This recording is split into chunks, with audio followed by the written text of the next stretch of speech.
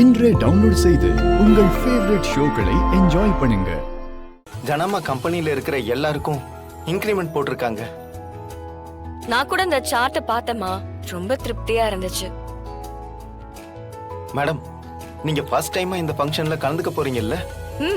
ஆமா வினோத் சார். நம்ம கம்பெனியோட பெரிய ஃபங்க்ஷனே இதான் மேடம்.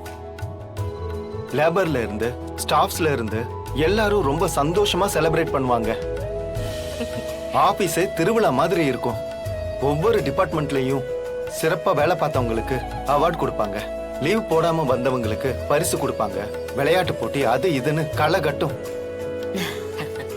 தமிழ், வினோத் கிட்ட எல்லாத்தையும் கேட்டுக்கோ. இத ரொம்ப கிராண்டா பண்ணணும்னு நினைச்சிட்டு இருக்கேன். எந்த குறையும் இல்லாம கூட இருந்து பாத்துக்கோ. கண்டிப்பாமா.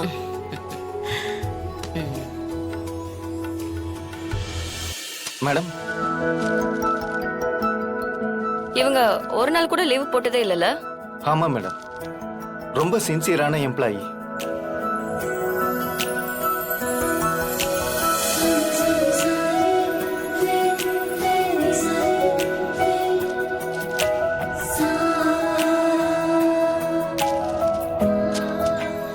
சரி, இந்தாங்க.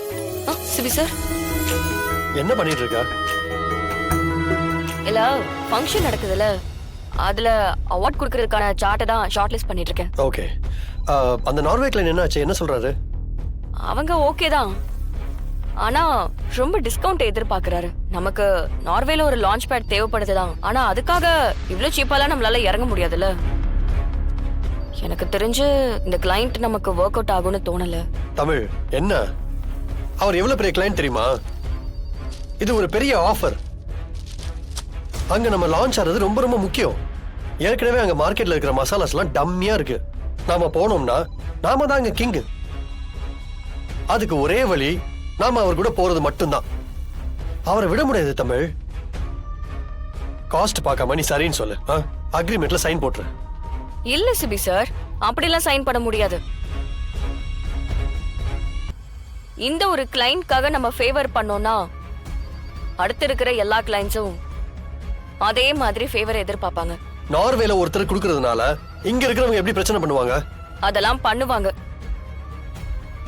அதெல்லாம் மார்க்கெட்ல எல்லாருக்கும் எல்லாமே தெரியும். அப்ராட்ல இருக்கிற எல்லா கிளையண்ட்ஸுக்கும் இன்ஃபர்மேஷன் பாஸ் ஆயிரும். இது நம்ம பிசினஸ்ல தான் பெருசா நமக்கு எஃபெக்ட் ஆகும். என்ன அப்ப நீ சொல்றது சரி, நான் சொல்றது தப்பா? இல்ல சிபி சார், உங்களுக்கு புரியல. நம்ம சின்ன நஷ்டத்தை அட்ஜஸ்ட் பண்ணிக்கிட்டோம்னா அது நமக்கு பெரிய நஷ்டமா மாறி நிக்கும். அப்படிலாம் எதுவும் நடக்காது. நீ ஏன் கற்பனை பண்ணிக்கிட்டு ஏதாவது பேசிட்டு இருக்காத. அப்படி நடந்துச்சுன்னா அதுக்கப்புறம் அதை பத்தி பேசிக்கலாம். சார், அதெல்லாம் என்னால பண்ண முடியாது. அப்போ இந்த ஆபீஸ்ல எனக்கு எந்த ரைட்ஸும் இல்லையா? நான் டிசிஷன் எடுக்க முடியாதா?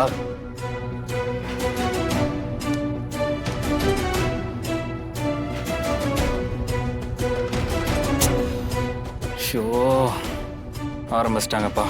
இந்த ஜனமாட்ட சொல்லி அவனுமே சொல்லுவோம்.